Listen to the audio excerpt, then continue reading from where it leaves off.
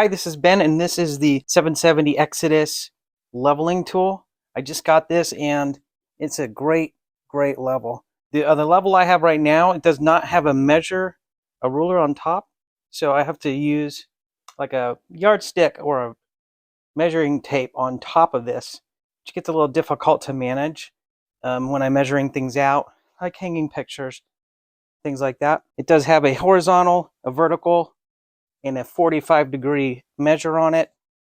A couple of the features I like, just a rubber end here to guard against dropping. Obviously, it has the ruler on top, and this is part of the metal, so it's rigid. Here's some quick measures on the back, just for reference. And on the bottom, this has a bit of a ridge to it, so it grips a little bit. And then these rubber stoppers hold against the wall, just to make it easy to hold it up with one hand. Hope this helps. Thanks for watching.